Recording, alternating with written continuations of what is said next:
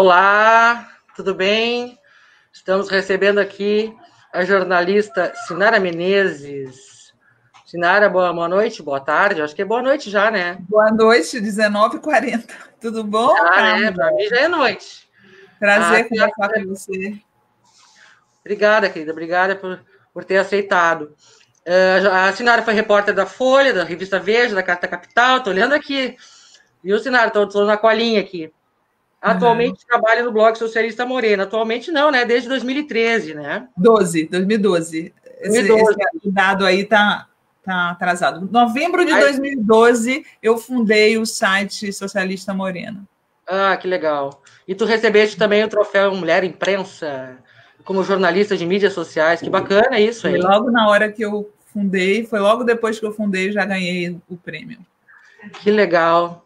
Então, Sinara Menezes, né, como a gente está vendo, uma jornalista de primeira linha aí, uma blogueira corajosa, combativa e citada na lista dos detratores do governo Bolsonaro. Eu queria começar, assim, a minha primeira pergunta é uma pergunta retórica. Tu tomaste essa citação como ofensa ou foi um elogio? Foi assim um misto das duas coisas, né? Por um lado, era meio bizarro e engraçado, né? Ser chamada de detratora do governo Bolsonaro é uma honra, né? Para qualquer pessoa. Quem não é nesse momento, né? Exatamente. Mas, por outro, Carla, é preocupante a gente saber que o governo está usando dinheiro público para fazer monitoramento de jornalistas, né? Como na época da ditadura, né? Era isso que acontecia, né? Sim. Isso aí é uma coisa que está todo mundo de cabelo em pé, né? Deles terem criado essa lista, né? Exatamente. Mais o que vai vir depois daí, né? Sinara, como estava combinado, a gente vai falar um pouco aqui sobre blogagem, atividade nas redes durante a pandemia, durante esse governo, né? Eu vi que ontem tu publicaste no blog um texto: mídia comercial comete fake news ao comparar Bolsonaro a Lula. Aí tá ali no vídeo, no texto, tu explicas, né, as diferenças que tu vê gritantes entre um e outro, né? Como tu diz ali, que para um político que sempre foi defensor da democracia, há um outro que sempre defendeu a ditadura igual ao que os sites bolsonaristas fazem, né? A forma como a mídia tem agido, né? E no fim tu pergunta, né, se eles são iguais, por que a mídia sempre apoiou desde o começo do governo Bolsonaro todos os projetos dele, por que nunca apoiou os do Lula, né? Então a minha pergunta seria isso: como é que tem sido para ti blogar, né, ou fazer jornalismo, enfim, durante o governo Bolsonaro, agora na pandemia? Porque fazer o combate à imprensa golpista, né, que a gente chama, é mais difícil, é mais fácil durante um momento em que a imprensa também está um pouco denunciando, né? A Globo tem feito mais jornalismo, vamos dizer assim, né? Sim, eu quis publicar esse artigo, Carla, já tinha bastante tempo que eu estou incomodada com essa questão das falsas simetrias que a mídia comercial faz em relação ao Lula, tentando igualá-lo ao Bolsonaro, né? Teve uma capa daquela revista que eu nem cito o nome dela, porque ela não tem menor respeito, nunca teve no meio jornalístico, nem diante da população. É uma revista que muda de posição de acordo com quem está no poder, né? Atualmente, ela provavelmente está a serviço do João Dória.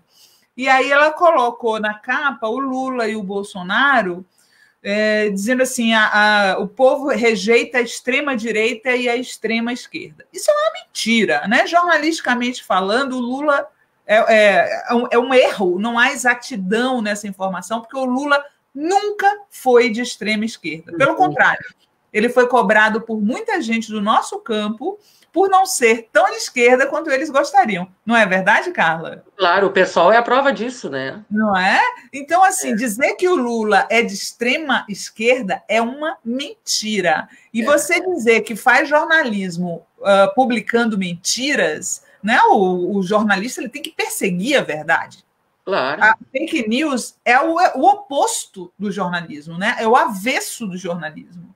E aí, quando você fica insistindo que o Lula é igual ao Bolsonaro, você está mentindo. Você é um mau jornalista. Você faz mau jornalismo. Então, eu peguei todo o histórico do Lula desde o começo e comparei com o do Bolsonaro. Não tem nenhum tipo de coincidência.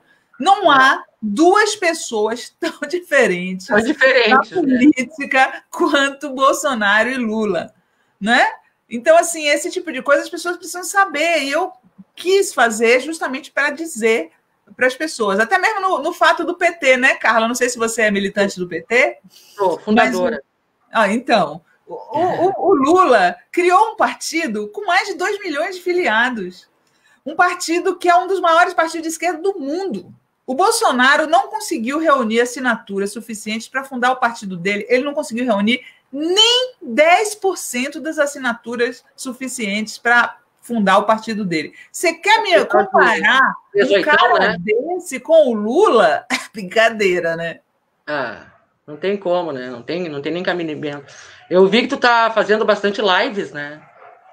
E esses dias eu fiquei pensando o que será das lives depois que acabar a pandemia, porque teve essa febre agora de live, né? Porque as pessoas vão estar mais disponíveis, né? Tem muita live comercial, reunião de trabalho, show.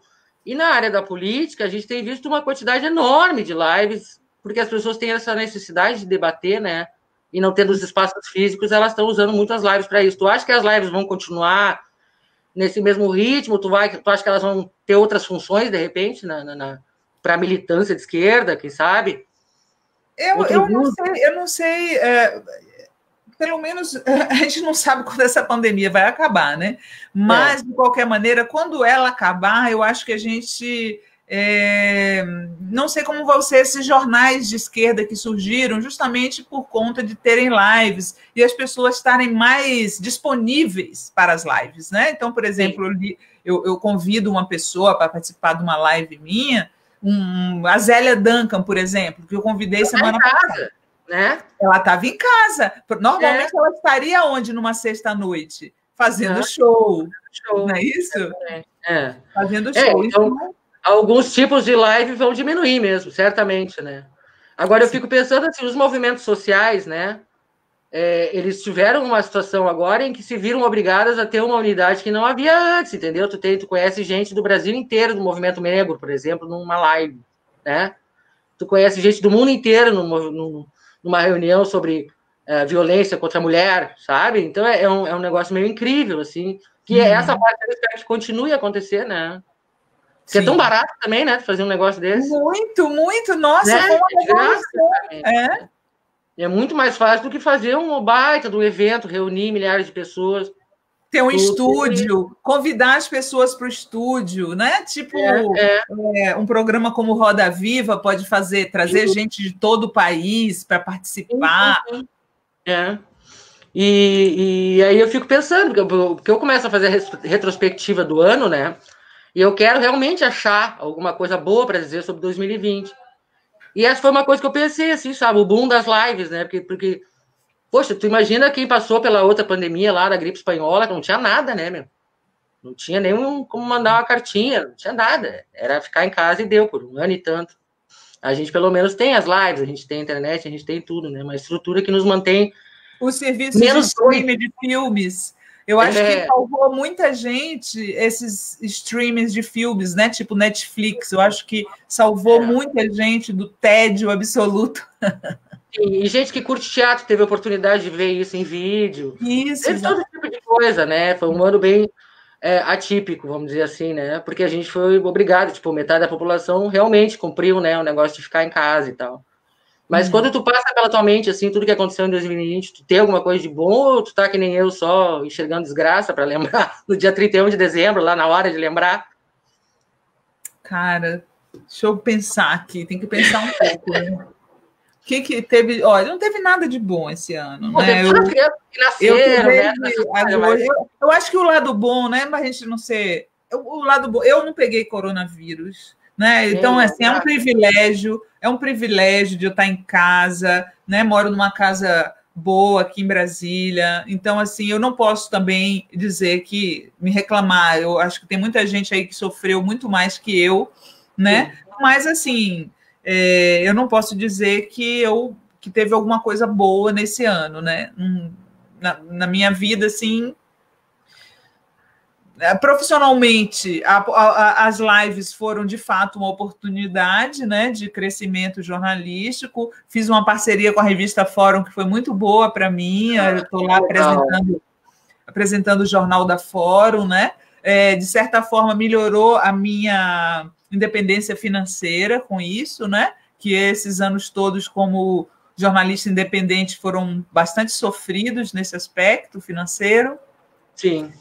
Então, isso aí foi bom, mas, por outro lado, eu, por exemplo, estou desde agosto do ano passado sem ver a minha mãe, que mora em Salvador, e aí a gente fica morrendo de medo de ir visitá-la e levar para ela vírus, que ela está lá guardadinha na casa dela. Quietinha, né?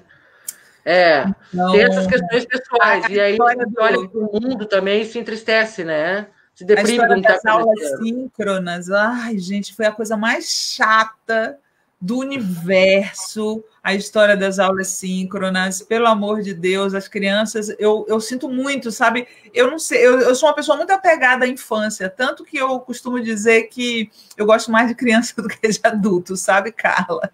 As crianças são mais sinceras, me divertem mais, falam coisas interessantes. E eu fico muito triste com o que aconteceu com as crianças esse ano, delas ficarem todas trancadas em casa. Eu tenho 2 filhos, um mais velho, que já é adulto, e outro que é uma criança ainda de 12 anos, ou seja, o último ano da infância dele, ele passou trancado aqui em casa com 2 coroas, né? 2 coroas, porque quando eu tive ele eu já era mais velha, e meu marido também é mais velho, então eu tenho dó das crianças. Eu acho que foi bem triste para elas. Não tem umas fácil, perguntas aqui rolando, né? Estão mandando umas perguntas aqui. Vamos ver. Pergunta do Adriano Ribeiro. Sinara, sobre a eleição na Câmara, o que é menos pior, a turma do Bolsonaro ou a direita cheirosinha do Maia? Quem pergunta é a Renata. Eu me posicionei sobre isso, Adriano. Eu acho que... Oi? Não, é que eu tinha dito o nome errado. É o Adriano Ribeiro. Eu já me posicionei sobre isso, inclusive fiz um vídeo, e acho que a gente não pode deixar que um candidato do bolsonarismo seja eleito para a presidência da Câmara. A gente tem que fazer tudo para derrotar o candidato do bolsonarismo à presidência da Câmara. Se isso implica em se unir ao Maia, vamos nos unir ao Maia. Porque eu sempre advoguei, Carla, 2 frentes, sabe? Eu acho que existe uma frente que é a frente contra o Bolsonaro, na qual cabem todos que forem contra o Bolsonaro, né? E tem a frente eleitoral em 2022, que aí é outra coisa. Isso que eu ia te perguntar. Aí não cabe outra coisa, mas outra coisa, mas essa coisa começa agora. Isso. Assim que vier a vacina, que a gente puder ir para a rua, tem coisas que o povo pode fazer, porque são mais 2 anos de governo desse homem que fez de tudo para matar o maior número de pessoas durante a pandemia. O único governo do mundo que fez movimento contrário ao que todo mundo estava fazendo, né? De desproteger a população, de incentivar as pessoas a saírem, quer dizer, a gente tem que fazer alguma coisa antes da eleição, né? E essa uma coisa tem que ser todo mundo junto já, né? Para quando chegar na eleição ter condições, ter volume, ter carne para enfrentar ele se ele se candidatar à reeleição. Se ele cometer esse absurdo, né? Eu quero ler aqui um tweet do Rodrigo Maia de hoje para dizer por que eu sou a favor dessa união. Olha só. Fica à vontade. Já acertamos com o relator que não haverá inclusão do termo de consentimento exigido pelo governo na MP da vacina, que votaremos nessa quinta-feira. Esse tema veio do governo, nunca foi uma demanda da Câmara. Então, esse tipo de derrota do Bolsonaro me interessa. Claro. Me interessa. Eu não quero ver lá um cara da presidência da Câmara falando assim, o Bolsonaro chega e diz assim, nós vamos passar o projeto que proíbe o estupro mesmo, o aborto mesmo em casos de estupro. Aí o cara lá, presidente da Câmara do Bolsonaro, bota para votar isso? Não, eu quero que alguém que diga que não. Né? Exato, que barre, que faça não tem cabimento. um contraponto, sabe, Carla? que faça um contraponto, mesmo que a gente não espere nada do Rodrigo Maia nas questões econômicas, e a gente não espera nada do Rodrigo Maia nas questões econômicas, mas, no caso dos costumes, por exemplo, ele pode ser um redutor de danos, né? Tem alguns aspectos que dá para bater no bolsonarismo e tornar a vida do governo difícil. Outro dia eu entrevistei alguém do PT que falou assim, mas isso o presidente da Câmara não precisa ser oposição ao governo. Você vê, né? Na época da Dilma, teve um presidente da Câmara de oposição e deu no que deu. Eu falei, uai, é tudo que a gente precisa. Se é para ter um Eduardo Cunha contra o Bolsonaro, vamos nessa, né? Não que seja o Eduardo Cunha, né? Que era um bandido. Mas, assim, se tiver um cara para ser oposição ao Bolsonaro, assim como ele fez oposição à Dilma, uai, gente, é isso que a gente precisa? Um presidente da Câmara que ajude a derrubar o Bolsonaro? Não é isso? Eu não estou te ouvindo, acho que você tirou o som, Carla, do seu computador. Agora sim. Acredito que as lives seriam uma ótima forma de unificar a esquerda. Tá batendo cabeça, enquanto a direita tá com seus robôs, seus seguidores cegos de ódio, intolerância, Realmente, tem razão, né? A gente não tem uma estrutura tão forte quanto a direita tem. Não tem um gabinete do ódio. Nem dinheiro, né? Nem nada dessas coisas, né? Quer dizer... E tu acredita, assim, por exemplo, que depois da pandemia, né? Depois desse movimento todo, que a humanidade inteira, né? Passando pela mesma coisa, é uma coisa muito forte, né? Sim.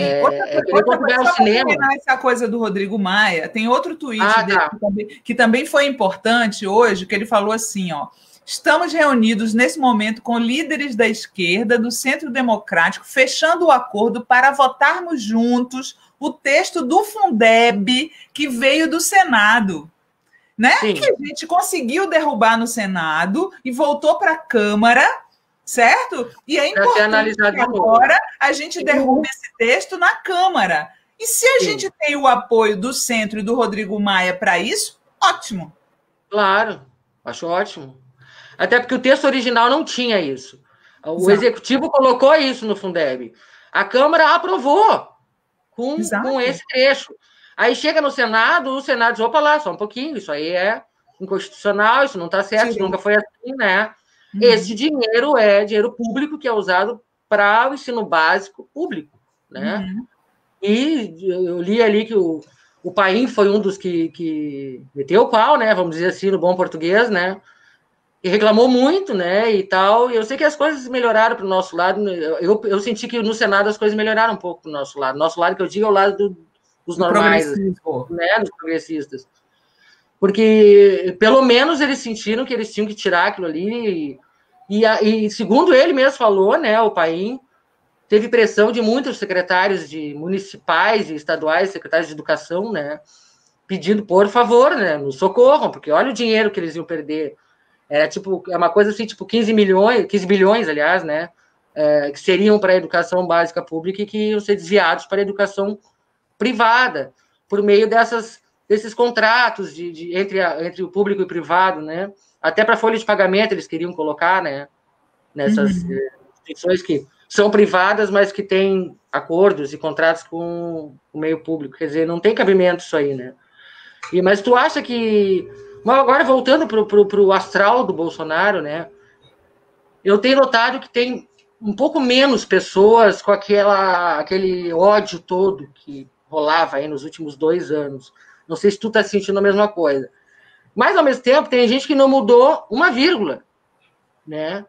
Os pastores não mudaram uma vírgula, né? A família do Bolsonaro e os mais próximos não mudaram nada, eles não melhoraram, entendeu? Eu tenho ouvido muito as pessoas dizerem, depois da pandemia todo mundo vai melhorar. A humanidade, pela primeira vez em muito tempo, né? Em 100 anos, está passando pela mesma situação, e isso aí é tudo muito fofo, né? Mas eu fico pensando, será que... Tudo bem que os bons vão ficar melhores, porque os bons têm sentimento e sentiram o cutuco, né? De repente a gente até melhora, né? Mas os maus, aqueles que são homofóbicos, machistas, fascistas, essa gente tem como melhorar? Tu acha que a pandemia fez alguma diferença para essas pessoas? Olha só, eu vi as pessoas... O Bolsonaro está incentivando cada vez mais, né? Porque essa é a impressão que eu tenho, ele está perdendo gente e continua incentivando, né? Pro lado ele dele. quer, né, o engajamento dessas pessoas malucadas. Mas pelo menos até 2022, né? O quê? Pelo menos até 2022 ele tem que segurar os loucos do lado dele. Exato. Né? Eu acho o seguinte, eu acho que as pessoas, todos nós tivemos a ilusão de que o universo, né, o mundo sairia melhor, que as pessoas iam descobrir seus lados mais puros e a solidariedade ao próximo. O que a gente viu? A gente viu gente brigando por papel higiênico. Quando as pessoas começaram a brigar por papel higiênico no começo da pandemia, para mim, era um mau sinal. Era um sinal simbólico, né? É simbólico. Era um sinal de que a pandemia, ela infelizmente não ia nos tornar pessoas melhores. Quando eu faço uma caminhada cedo aqui, diariamente, eu moro num lugar mais ou menos ermo, né? Eu não cruzo com pessoas, então eu posso continuar com minha caminhada. E encontro todo dia um monte de máscaras jogadas no chão. Né? E dizem que essas máscaras vão para o oceano e que vão causar uma maior poluição. E aí eu acho, infelizmente, que as pessoas não sairão melhores dessa pandemia. Eu acho que não também. Eu acho que os extremos apareceram, né? Uhum. E quando os extremos aparecem, o fascismo surge, né, das cinzas. A pergunta da Alexandrina Mota, querida. Sinara, o que você acha dessa última pesquisa da Datafolha com o Bozo mantendo bons índices de aprovação? Eu acho que existiu bons índices de aprovação, um pouco de forçação de barra da mídia que fez essas chamadas, né? Eu não sou e nunca serei uma entusiasta das pesquisas, acho que elas não são boas, não são exatas, e acho que elas manipulam mais do que acertam, sabe? Eu acho que elas induzem mais do que acertam. Então, eu vi que a verdadeira chamada, eu vi muita gente chamando a atenção, que a verdadeira chamada é que, apesar do Bolsonaro continuar com esses índices, são índices similares ao do Collor quando estava sendo empichado. Então, não são índices maravilhosos, né? Não são. O Lula, quando saiu depois de 8 anos do poder, tinha 87% de aprovação. 87%. Nós éramos todos, o país inteiro, pobres, ricos, nós éramos felizes naquela época, né? E você não vê a felicidade desses 37%. Eu sempre penso que eu era feliz e sabia, mas pelo jeito metade da população 37%, não sabia, não lembra? Essas 37% estão felizes? Eu não vejo bolsonarista feliz, você já viu? Não existe bolsonarista feliz, é gente raivosa. Aliás, tem estudos mostrando que a extrema-direita, a eles só interessa destruir. Eles não têm nenhuma proposta de construir nada. Eles se baseiam na destruição, né? Então, eles escolhem um inimigo, no caso, no Brasil, é o PT e a esquerda, né? Porque é como se fosse a mesma coisa para eles. Ele se ilude o esquerdista que acha que quando o Bolsonaro ataca o PT, outros partidos têm condição de subir, porque, na verdade, eles estão atacando todo mundo, né? Eles estão atacando a esquerda inteira. Pensar, eles estão atacando o planeta todo, porque se eles acreditam que as vacinas, como está dizendo aqui a Alexandrina, dizendo aqui, ó, aqui em Fortaleza, um pastor pregou que a vacina tem HIV para contaminar o povo. Esse pessoal da Madeira de Piroca continua forte na disseminação de mentiras. Ou seja, o cara é um pastor, ele tem lá milhares de fiéis na frente dele, qualquer coisa que ele disser ali influencia muito, né? Conheça a verdade, de transpor, né? Mas é uma situação difícil de a esquerda transpor, a esquerda conseguir chegar nessas pessoas vai ser... É um trabalho bem, bem longo, né? Quantos anos tu acha que a gente demora para... Olha a Alexandrina falando. Sinara, o Adriano está perguntando aqui, Sinara, tu vê luz no fim do túnel para a esquerda, para o nosso povo? Se sim, quantos anos para a gente se recuperar? Nossa, é difícil saber, né, Sinara? Olha só, eu queria responder primeiro a Alexandrina, que está falando, Sim, 30% é muita gente ainda apoiando essa aberração. Sim, Alexandrina, é muita gente. Mas olha só, nós temos alguns fatores. Nós temos as fake news que continuam rolando contra a esquerda e contra o PT, né? Nós temos o presidente da República mantendo engajada essa gente. Tem muito bolsonarista não assumido no Brasil, né? Tem o fator da vergonha, e nós temos uma mídia que ataca Bolsonaro só quando interessa para eles, né?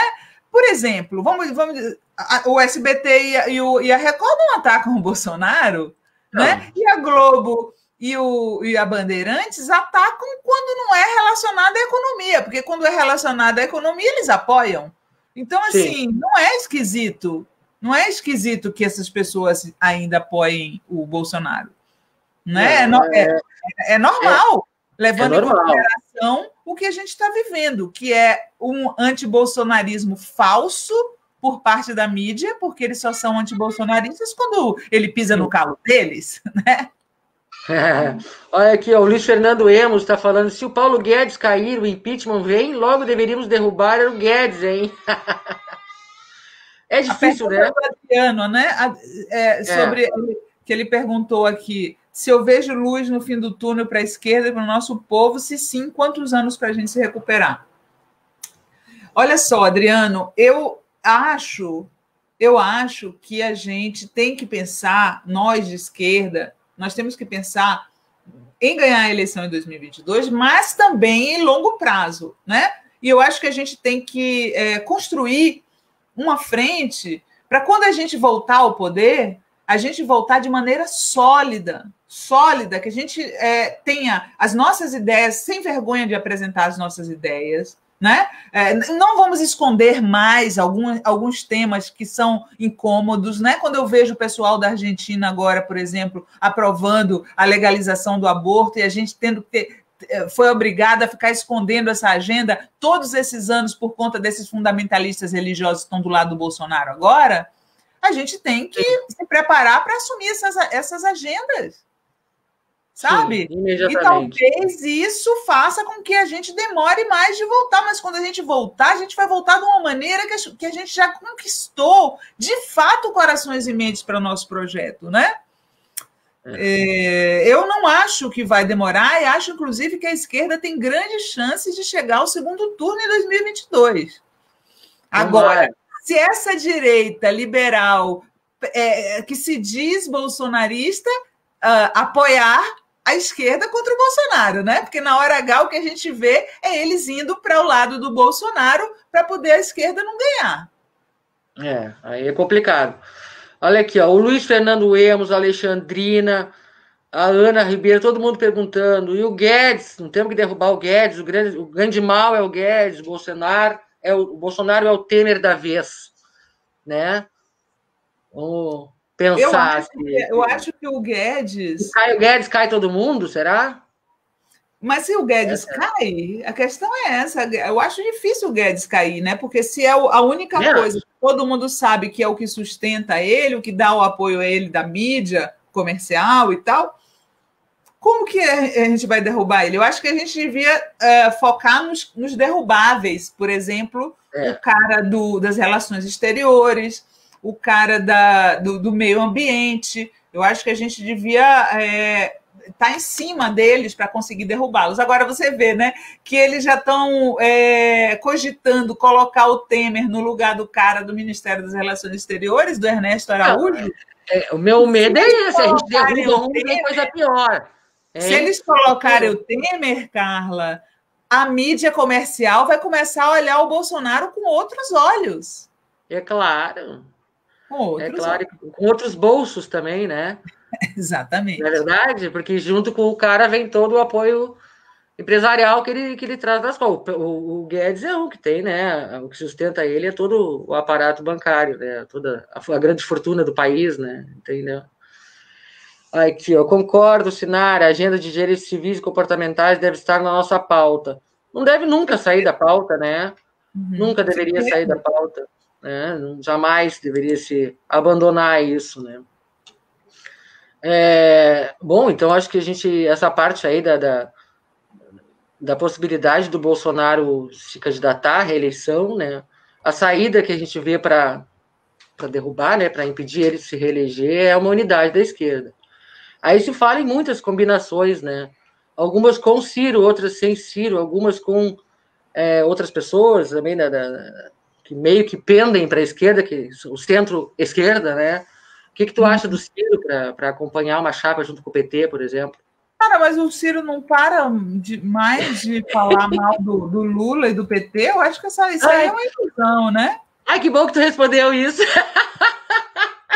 Eu não tenho nenhuma ilusão em relação ao Ciro e o vir para o nosso lado, porque ele já se definiu que ele está interessado mesmo em ter o apoio do DEM e do PSDB, né? Eu acho que ele vai lá para o lado da centro-direita. Eu acho que é uma coisa meio bipolar, assim. Uma hora ele massageia o Lula, outra hora ele dá pontapé. A gente não sabe muito bem o que ele quer, né?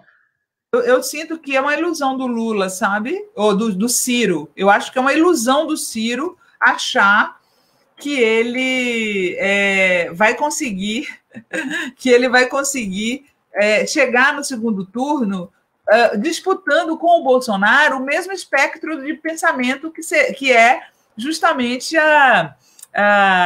esse antipetismo, né? Ele agora aderiu ao antipetismo para agradar a mídia. Eu acho que para combater o antipetismo, só o petismo consegue, entendeu? Só o petismo é tão grande ou maior do que o antipetismo, né? E você acha, Carla, que 2 candidatos antipetistas podem chegar ao segundo turno? Não faz sentido isso. Não faz sentido. Eu acho que a chance é de ir para o segundo turno um candidato antipetista e outro esquerda, né? Agora, né? Porque se tu pensar em termos de eleições municipais, não nessa, mas na anterior, onde a gente não tinha passado tudo que passamos agora, né? Por exemplo, aqui em Porto Alegre, a gente tinha 2 antipetistas no segundo turno. Aí o que aconteceu? Quem ganhou? A ausência de eleitores ganhou, entendeu? Ou não foram, ou votaram em branco, ou votaram nulo. O cara que se elegeu prefeito se elegeu com um pingo de votos, né? Uhum. E governou mal e continua governando mal agora na pandemia. Agora foi eleito o sucessor dele, que é o cara que perdeu para ele na outra eleição. Ou seja, continua a mesma coisa. E usaram de todos os artifícios que os bolsonaristas fizeram contra o Lula, contra o PT, contra o Haddad, e até contra a própria Manuela, né, na época, eles usaram contra a Manuela agora. Eu queria tocar nesse assunto contigo sobre a discriminação de gênero na política, que eu acho que é uma coisa que a gente, sempre que puder, a gente tem que tocar nesse assunto, que é complicado. Eu vi aqui de perto, né, o que aconteceu com a Manuela, todo mundo viu, e vi também uma agressividade, uma violência gratuita ou não gratuita, enfim, contra mulheres e mulheres negras que se elegeram em outros lugares do país. Teve várias situações assim. Uhum. Queria que tu falasse um pouco sobre isso. O que tu está achando desse quadro, né? O que eu acho impressionante nessa história das fake news é que elas parecem ser mais nocivas e ter como alvo muito mais as mulheres candidatas do que os homens, né? A própria Manuela, quando foi candidata em 2018, ela já tinha sofrido esses ataques, né? Que a direita faz, inventa coisas e atinge, que é, na verdade, uma coisa antiga, né? Porque a Jandira Fegali já tinha sofrido isso quando ela foi candidata ao Senado, anos atrás, muito antes das fake news, fake news digitais, porque o que acontecia era panfletos apócrifos que eram soltados na cidade. Foi o que aconteceu com a Jandira. Parece que tinha partido da Arquidiocese do Rio de Janeiro uns panfletos que são dizendo as mesmas coisas que disseram da Marília Reis, que dizem da Manu. É abortista, é a favor das drogas, aí fazem montagem, aí fazem, sabe? Então, a gente tem um desafio muito grande pela frente de descobrir um antídoto para isso, né? E que proteja as candidatas mulheres. Porque e ao que parece, nem a legislação, a atual legislação eleitoral não prevê esse tipo de coisa, porque senão a Manuela teria podido eliminar o Sebastião Melo como candidato, né? Ele, no último dia, ele criou uma pesquisa falsa, né, do Datafolha. O Datafolha chegou e disse, não, nós não fizemos pesquisa esse ano em Porto Alegre. E aí agora ele é condenado a pagar, sei lá, 100 e tantos mil de multa lá, por ter feito isso. Não era nem para ele ser prefeito. Como é que o cara faz esse tipo de falcatrua e aí se elege prefeito e paga uma multa e tudo bem? Fora o fato de que ele espalhou caminhões pela cidade inteira dizendo que a gente ia ser obrigado a comer carne de cachorro. Enfim, 1 milhão de barbaridades que as pessoas absorveram nos últimos momentos antes de votar, né? O que eu penso é isso, entendeu? Que não existe uma legislação que garanta a mulher também, porque esse tipo de coisa, esse tipo de barbaridade que tu não inventa sobre qualquer pessoa, é específico sobre aquele perfil, né? A Manuela tem um perfil que casou bem, entendeu? Esse tipo de mentira, esse tipo de coisa, sabe? E é específico para as mulheres. Agora, as candidatas negras sofreram muito, né? Muitas ameaças, né? E uma foi assassinada, né? Exato. Pois é, uma foi assassinada? Foi no primeiro turno ainda, ela tinha ido para o segundo turno. Pelo marido, não era essa? Pelo marido, Foi violência, foi feminicídio, né? Foi facada, coisa feia, né? Aqui nós temos uma observação aqui do Adriano que eu queria colocar para ti. Eles continuam com a conversa anticorrupção. Bolsonaro vive divulgando que o governo dele não tem corrupção. E vemos um aparelhamento da ABIN, da PF, para levar tudo para debaixo do tapete, enquanto joga a Lava Jato em cima da esquerda e o Lula dos jornalistas opositores. Como sair dessa arapuca? A situação do filho dele, né? É um exemplo da barbárie dentro do aparelhamento do Estado, né? É um absurdo a ABIN ou qualquer outro órgão, né? Esconder ou surrupiar informações, né? Sim, é uma loucura isso. É Estado policial, né, Carla? Coisa que a gente não via desde a época da ditadura. O que falta mais? Eles reabrirem o DOPS, começar a torturar a gente, desaparecer jornalista? Porque existem muitas semelhanças com o que aconteceu no Brasil a partir de 2015, né? Com o processo que a Honduras sofreu. Porque os golpes na América do Sul na América Latina começam em Honduras, né? Acho que foi 2009 que foi o golpe em Honduras. E aí lá, o que aconteceu hoje? Como é Honduras hoje? Campeã em assassinatos de ambientalistas e ativistas de direitos humanos. Cada pessoa em Honduras hoje tem 5 armas. É exatamente o que o Bolsonaro fez agora. Querer que a PF autorize que cada pessoa no Brasil hoje possa ter 4 armas de fogo. Exatamente o que aconteceu em Honduras. Eles falam de venezuelização, mas o que está acontecendo no Brasil é a hondurização. Essa coisa da perseguição a jornalistas, tudo já está acontecendo em Honduras hoje. E as pessoas não sabem, mas aquela fila gigante que tinha de gente para entrar nos Estados Unidos, lembra que vinha uma multidão caminhando? A maior parte daquelas pessoas é de Honduras. É de Honduras. Porque transformaram o país, né? Eles deram o golpe no cara para dizer que o país ia ficar melhor, e o que aconteceu foi isso, que virou um lugar dominado pela violência, onde as pessoas estão armadas até os dentes, onde os ativistas de meio ambiente e de direitos humanos são assassinados, onde os jornalistas são perseguidos. É isso. Olha aqui, a Renata Abdalá tá lembrando aqui que já teve jornalista do Diário do Centro do Mundo ameaçado de morte. Ele relatou na Rede Liberdade, o Pedro Zambarda. Não sabia disso. Olha, também não. Eu ontem estava vendo até uma reportagem sobre isso, né? Sobre a quantidade de jornalistas presos durante a pandemia, aumentou muito em relação a outros anos, né? Mas isso no mundo inteiro, né? Muito também por coberturas da Covid, né? Presos para impedir a cobertura, enfim, né, da situação. E a Alexandrina falando aqui no feminicídio, a violência doméstica, tudo isso aumentou durante a pandemia. E não é só o feminicídio doméstico, né? Eu acho que na rua também está mais complicado. Essa semana aí mataram uma menina de 20 e poucos anos, 25 anos, e por pouco não mataram o marido dela dentro de casa. Ela estava com o cachorrinho no pátio, o cara jogou uma bombinha e acertou no cachorrinho, vizinho do lado, e ela brigou com ele, ali discutiram e coisa e tal. Ela entrou para dentro de casa e ele pegou uma arma, um cara de 17 anos de idade, pegou uma arma e atirou 6 vezes contra a fachada da casa até que ela morreu lá dentro. Agora tu me diz, como é que um rapaz de 17 anos tem uma arma em casa? Como é que ele atira contra a casa? Né? Ele queria... Não foi preso. Não foi preso porque não teve flagrante. Não teve flagrante. Então, nem preso ele fica, entendeu? Vai. Agora, vou dizer uma coisa para você. Posso dizer uma coisa para você? Essa história, se eu falar isso nas minhas redes, que o cara não foi preso, existem umas pessoas do nosso campo que dizem que eu sou punitivista. E não tem que ser. Eu acho incrível isso. Eu acho que tem uma parte da esquerda que precisa mudar um pouco o seu discurso. Ontem tudo que faz tem consequências, né? Eu quando olho para o meu neto, a gente vai deixar ela né? Quando a gente educa os filhos, os netos, né? Tu quer fazer, faz, mas haverá consequências. Entendeu?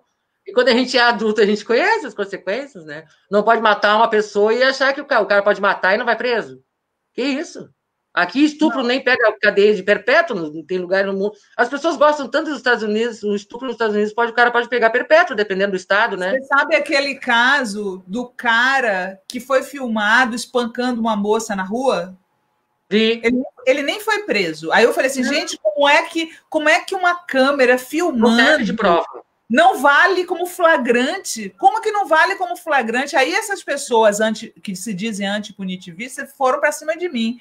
Mas você não quer o devido processo legal. Eu falei, eu quero prisão para agressor de mulher, sim. Eu quero. Eu quero... esses dias... falam tanto que tem que ter prova, mas não tem as provas, não usam as provas, né? Esses dias mataram no Rio de Janeiro 2 meninos que estavam andando de moto. 2 meninos negros, a polícia chegou e fuzilou os meninos pelo fato de estarem andando de moto.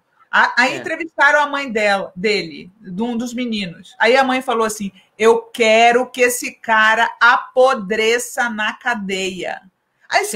Tem gente de esquerda que não entende esse sentimento. Se fosse um filho seu, você não ia querer que apodrecesse na cadeia? Claro, pelo amor de Deus, é natural, né? Gente, esse sentimento é natural. E tanto é natural que está na lei, né?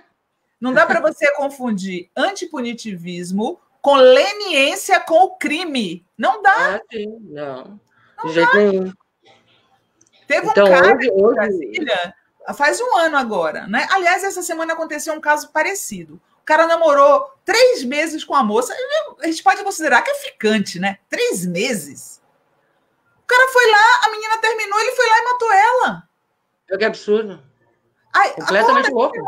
Essa semana. No ano passado, aqui em Brasília, um cara ficou 1 mês com a moça. 1 mês.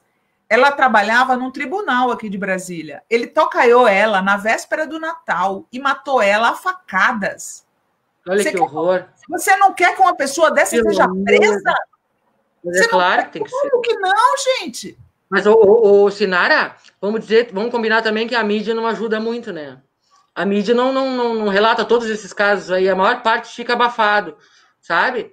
Feminicídio é muito pouco divulgado. Vou te dizer onde que sai. Eu digo na grande mídia, no Jornal Nacional, entendeu? Na grande mídia. No Jornal Nacional não sai. Mas na página da Globo, aquela Globo.com, na home da Globo. Ali sai um monte de coisa. Se você... No R7 então, mais tem. Se você abrir, você vai reparar que na parte esquerda tem pelo menos 3 feminicídios diários. Eu sempre que eu olho, né? Como dever jornalístico, eu olho. Agora, o olhar da mídia é um pouco diferente do que eu gostaria. Hoje, por exemplo, eu li uma manchete que dizia assim: pai flagrado em estupro de crianças de 11 meses é preso... me esqueci o título. É uma coisa assim, o pai foi preso por estupro. Não foi preso, foi pego estuprando a criança, né? Um flagrante. E foi preso por suspeito, por ser suspeito. Como que ele vai ser suspeito se ele foi preso em flagrante, se ele foi pego em flagrante? É isso que tu estava falando, né? O vídeo não basta, mas nesse caso não foi nem vídeo, o cara foi pego em flagrante, estuprando uma criança de 11 meses. Não dá para entender. Temos que esperar até o último instante. Suspeito. A manchete do site chama ele de suspeito. Como assim suspeito? Entendeu? O linguajar é uma coisa que... A gente tem que esperar até a última instância. Esse negócio de esperar até a última instância é uma falácia. Porque quando a pessoa é pobre e preta, não tem nem primeira instância. Né? Não tem primeira instância, porque a maior parte das pessoas que estão presas no Brasil, elas nem foram julgadas. Então, que negócio é esse de esperar até a última instância? Desculpa, mas uma pessoa que tira a vida de outra, pedófilo, estuprador, essas pessoas têm que ser presas imediatamente. Como é que uma pessoa mata a mulher, aí falam assim, ó, sabe como é a notícia? Aí paga 25 mil de fiança, né? E vai para casa, esperar em casa. Assim, o cara matou a mulher e aí ele foi... prestar depoimento na delegacia, foi liberado e vai recorrer em liberdade. Quando eu vejo que foi liberado, eu já começo a me dar raiva quando eu leio que foi liberado. Mas por que foi liberado? Eu estava com o bandido na mão e soltou por quê? Né? Aquela coisa bem... A gente fica no nervosismo, né? É claro, a gente quer ver justiça. A gente quer ver justiça. Não adianta a gente ficar falando em coisas surreais, assim, coisas irreais. Como achar que tem que esperar até a última instância, tem que punir essas pessoas. E outra coisa que está acontecendo muito no país é que essa lei de alienação parental, que veio só para incomodar a Lei Maria da Penha. Então tem muita mulher dentro de casa aturando violência e abuso doméstico, que toda vez que ela pensa em denunciar, o cara aponta e diz assim, vou falar para o meu advogado que tu está fazendo alienação parental. E aí qual é o medo? Perder a guarda dos filhos. Porque tem acontecido muito, em vez do cara que é violento e abusador perder a guarda, quem perde é a mulher, que é acusada, muitas vezes pelo próprio juiz, entendeu? Mesmo que a defesa dele não acuse, o próprio juiz coloca isso como alienação parental. Se ela não tiver foto dele estuprando a criança, ou um olho roxo para mostrar, é alienação parental. Então a gente vê assim uma quantidade enorme de mulheres que neste momento em que nós estamos conversando aqui devem estar sofrendo violência psicológica, ameaça, aturando o marido bêbado, quebrando tudo dentro de casa e ameaçando de morte, e elas não estão denunciando por medo da justiça, por causa da lei de alienação parental, que, ao que parece, só veio para atrapalhar a Lei Maria da Penha, né, que assegurava a gente a distância do violador, do violentador, né? Uhum. Para ti te parece que aumentou? Porque para mim parece que aumentou muito a violência doméstica. Sim, eu até fiz matéria no meu site. E outras crianças também, né? As pessoas ficam em casa, elas ficam neuróticas, né? Muita gente... E aqueles que já eram agressores, né, estão se sentindo livres agora, né? Para agredir. O objeto da agressão deles está preso com eles dentro de casa. Isso é bem, bem ruim, bem triste, né? Muitas mulheres e crianças que saíam, graças a Deus, de manhã e só voltavam de noite para trabalhar ou para estudar, estão tendo que conviver com um pai agressor ou com um padrasto agressor dentro de casa, né? É bem triste. Eu acho que a gente já está estourando no tempo aqui, que já são 8h30. Vou ver aqui. Aline... Sinara, DCM. Tá 247. Por favor. Oi. Sinara, o DCM 247, Fórum, Carta Capital, TVT, etc., não deveriam investir mais em apurações para não ficar somente cobrindo as pautas da grande mídia? Olha só, Adriano, essa é uma questão que a gente sempre fala. Agora, você sabe, né, que para fazer jornalismo as pessoas precisam de dinheiro, precisam. As pautas custam dinheiro, você tem que viajar, você tem que pagar o repórter e tal, né? Infelizmente, as pessoas do nosso campo ainda não se deram conta de que, para ter isso, elas precisam assinar os canais que elas gostam, né? Que dê R$5 por mês para um canal que você gosta, porque a grande imprensa, ela se fez assim, né? Todo mundo assinava a Veja, a Folha, né? Mas ninguém quer assinar os canais e quer que as pessoas produzam conteúdo. Aí, na Carta Capital e a Fórum, elas produzem conteúdo próprio. Eu mesma, como o meu site é pequeno, todo o conteúdo que eu produzo no Socialista Morena é original, não tem nada da grande mídia. Nada, mas olha que Eu entendo que também ele quer falar que não que não seja original, né? Mas que a gente está sendo pautado pela grande mídia. Muitas vezes acontece isso até pela impossibilidade da gente estar saindo às ruas, né? Para a gente ter uma equipe de repórteres. Eu, por exemplo, se tivesse condições, teria uma equipe de repórteres fazendo, produzindo, mas a gente não tem, bala na agulha, a gente não tem. A gente vai com o que a gente tem, que é a cabeça, né? E os dedinhos. Tá todo mundo sobrevivendo com muito pouco, só com o necessário, né? E assim, a gente não tem condição. Eu estou há 8 anos com o meu site, às vezes a pessoa manda mensagem para mim assim: eu queria falar com a equipe do Socialista Morena. Equipe, equipe, porque só tem eu lá. Eu nunca tive condição de contratar uma equipe, justamente por isso, porque as pessoas ainda não se convenceram de que se elas não assinarem os canais alternativos, assim como assinavam no passado a mídia convencional, a gente não consegue sobreviver. Sim, jornalista independente também come, blogueiro também come, né? Eu me lembro também que o Williams fazia, o meu falecido companheiro Williams fazia o Cloaca News, né? E as pessoas mandavam muito e-mail, muita mensagem para a equipe de editores do Cloaca. Era só ele, entendeu? A gente ria muito, né? Eu dizia para ele, viu, amor, tu vale por uma equipe, né? Ele escrevia bastante, né? No começo ali, ele escrevia bastante. Mas ficou aquela brincadeira de senhor Cloaca, porque ele acabou virando o nome do blog, né? Tu é chamada de socialista moreno ou as pessoas direto. Direto. Mas eu sempre falo para as pessoas que socialistas morenos somos todos nós, né? Que socialista moreno é só o nome do site. Aí eu sempre falo que eu sou editora do site. Sinara, o que tu diria para quem está nessa vibe aí de fazer blog, fazer site, fazer ativismo agora nesse momento, começando assim já quase no fim da pandemia? Tu acha que tá valendo a pena o pessoal abrir canal, criar sitezinho de notícias, coisas assim?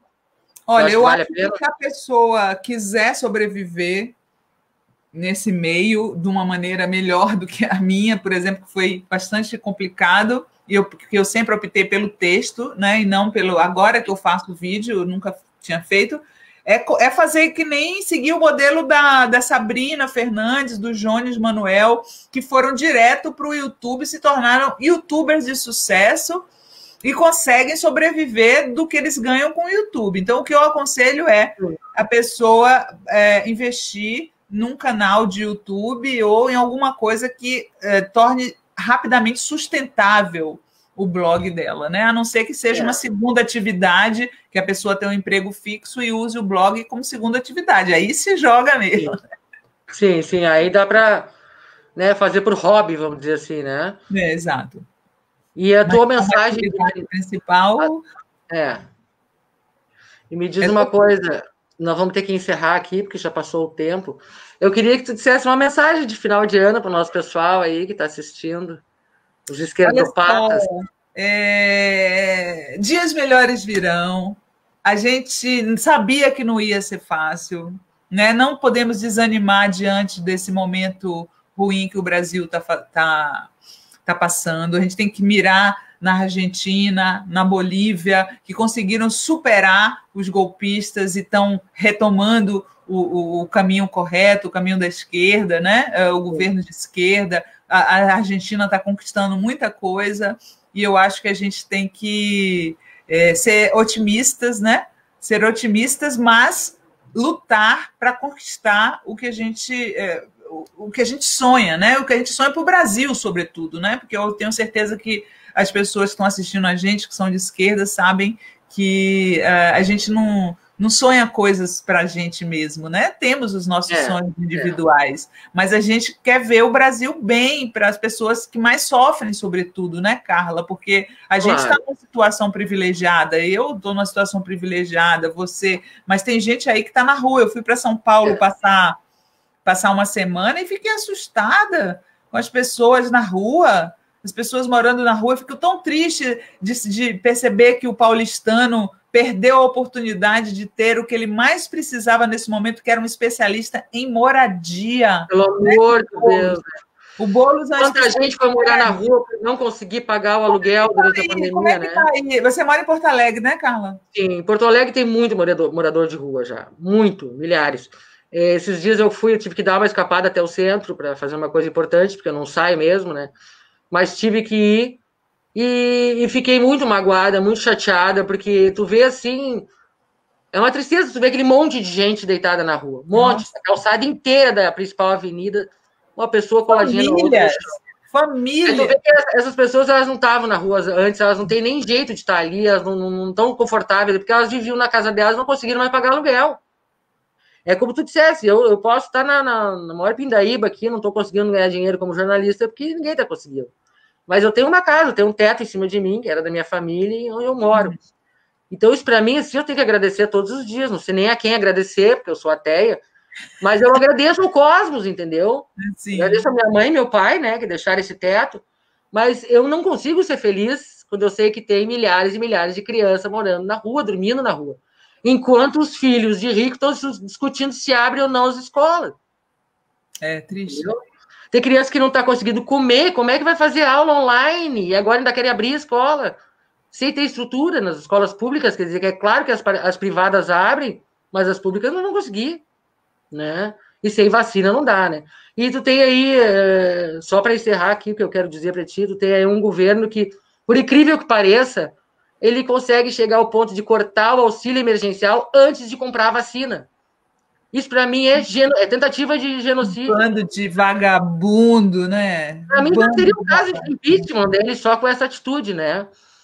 Mas tem projeto aí do PT e de outros, né, de continuar o auxílio. Vamos ver se isso aí rende ou não, né? Olha aqui, o pessoal está agradecendo para nós aqui. Queria te agradecer muito por ter vindo. Adorei conversar. Obrigada pelo convite. Obrigada a todo mundo aí que assistiu a gente. E vamos nessa. Vamos continuar lutando aí e sem abrir mão das nossas pautas. Isso aí. E depois da vacina, todo mundo junto na rua, né? É isso aí, Carla. Beijão, hein? Obrigada, querida. Beijo.